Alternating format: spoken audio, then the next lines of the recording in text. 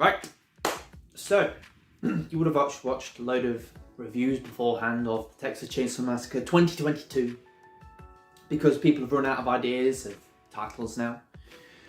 It's like Scream 5, it's called Scream. You know, like the amount of Texas Chainsaw Massacre titles that are just Texas Chainsaw Massacre. It's not part 2, part 1, a title underneath. Yes, there are a few that do have a title underneath. Fine, yep, cool. So this is like, it's like saying, right, we'll get to the review in a minute. It's like going, do you fancy going to see Iron Man? I've seen Iron Man. No, it's the sequel. Oh, what's it called? Iron Man. Yeah, but the first one's called Iron Man.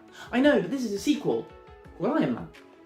Yeah, but the first one was called Iron Man. I know, but this sequel is called Iron Man. And in a few years' time, we'll reboot it. And then have the sequel to that called Iron Man. And it won't confuse anyone. Okay. It's just the year it comes out. So when you type something in Google, you have to sort of, what year was it came out? Which one was it? Makes more effort, doesn't it? You know? So, straight to it, but okay. I'm getting there. So, influencers, they clearly hate influencers, don't they? The writers behind this film clearly hate influencers. They're clearly not in favour of them, are they? They're clearly not doing them any favours, are they? Let's face it. Because they don't win, do they? Everything they do is stupid. Someone literally sat in front of a computer and went, I hate influencers and I need to find a way to just act some sort of form of revenge in my own sick mind just so I feel better. Because like there's nothing in it where an influencer and all that is not going to sit down and watch this and be like, yes. I mean, it's anti-gun.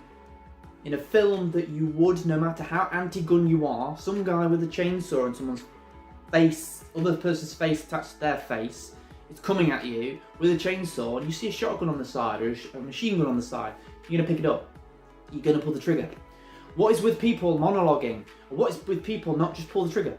You know, in these films, they'll pick up a shotgun, they'll pick up a machine gun. They have the upper hand. They're going to kill this guy. The guy's got a chainsaw, he's miles away. This gun will annihilate him from miles away. It'll never get even near him. It'll shoot him up, literally bludgeon him up.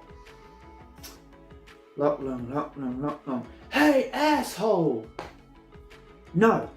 Shoot him. Pull the trigger. He's clearly massacred a lot of people by now. You were there. You were on a bus. Right? The other thing is, who pulls their phone out? This is the way the world is, isn't it? I said this in a previous video.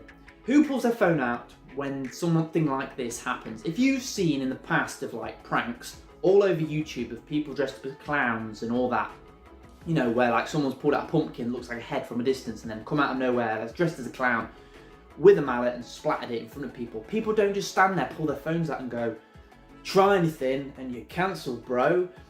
Doesn't happen. They leg it, they run away, they literally watch it, type it in on Google, type it on YouTube right after this video, and you will find any clown prank that people, as soon as they see them, they don't pull out a phone, they don't threaten to cancel them off the internet, they leg it because they have no idea what this person is capable of.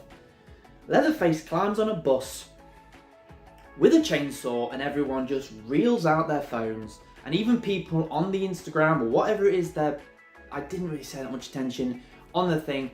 This looks so fake when he was cutting people up. Like, dude, what is real to you then? What is reality to you? Maybe that's why Leatherface did it. He thought, well, I'll cut a load of people up, you know, they're not going to realise it's real. Let's face it, it's an abandoned town, no one's going to come here. You know, like the girl, Sally, her name, I've waited 50 years. Like, how old is Leatherface now? Can he still hold a chainsaw? I'm seeing like in a couple of years' time, it's like another 25, oh now it's 85 years I've been waiting to shoot him, just shoot him. No, she survives. She survives that fucking, doesn't she? Like, Jesus Christ. You wouldn't, would you? You'd like die of shock. You would just sit there and go, do you know what I mean? Like, every character in it was irritating. There's probably one guy in there that actually had reasonable thought, actually had ideas which you didn't want to get killed. Dead. You know, give the audience something to care about. This is the point of horror. Okay, I said that wrong. It's not really the point of horror.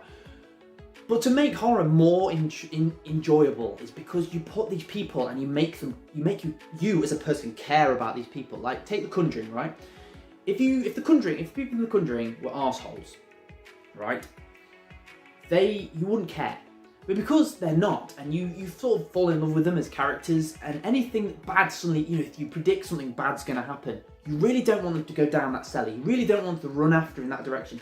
You really don't want them to be in that room when that demon appears, because you think something bad's going to happen, because you don't want them to die. You really don't want them to die. And you're left in, if it did happen, you would be left in dismay. You'd be like, oh, right? In this film, you don't care. It's a slaughterfest. Okay, people do find this entertaining. It's very Marmite. People hated it and people loved it because people getting cut up. Yeah, it's got great brutal kills in it. It is savage, but that's all that kept it alive.